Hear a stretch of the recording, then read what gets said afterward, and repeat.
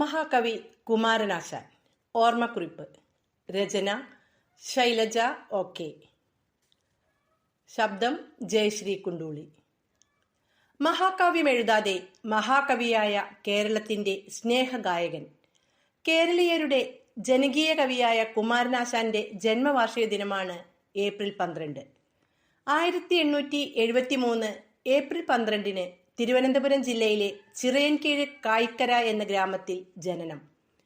തൊട്ടുകൂടായ്മയും തീണ്ടികൂടായ്മയും കൊടികുത്തി വാണിരുന്ന ആ കാലത്ത് ജാതി വ്യവസ്ഥയ്ക്കെതിരെ തന്റെ തൂലിക പടവാളാക്കിയ സാമൂഹ്യ പരിഷ്കർത്താവ്.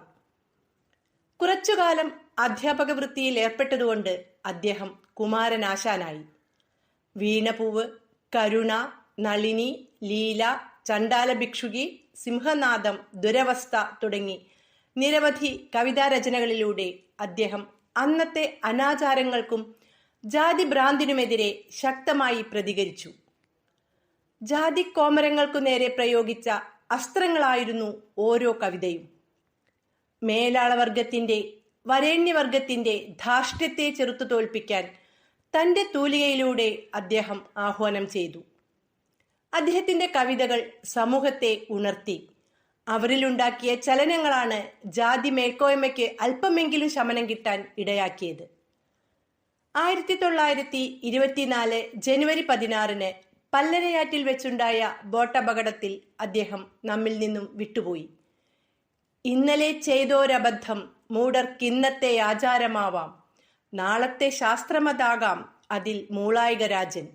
1903 SNDP യോഗത്തിന്റെ പ്രഥമ സെക്രട്ടറിയായി ഒരു ജനവിഭാഗത്തെ ജീവിതത്തിന്റെ മുഖ്യധാരയിലേക്ക് കൈപിടിച്ചുയർത്തിയതിൽ ആശാന്റെ പങ്ക് വിലമതിക്കാനാവാത്തതാണ്.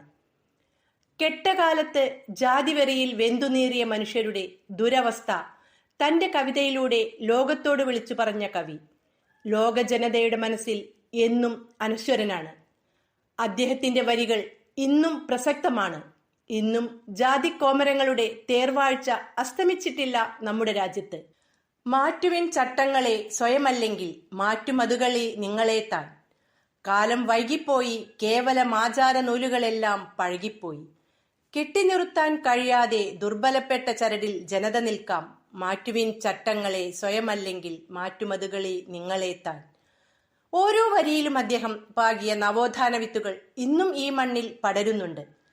കേരള നവോത്ഥാനത്തിന്റെ പതാകവാഹകരിൽ പ്രധാനിയായ മഹാകവി കുമാരനാശാൻ ശ്രീമൂലം പ്രജാസഭയിൽ 1905, 1908, 1911, 16, 1919, 23 എന്നീ വർഷങ്ങളിലും തിരുവിതാംകൂർ ലെജിസ്ലേറ്റീവ് കൗൺസിൽ 1920-22 വരെയും അംഗമായിരുന്നു.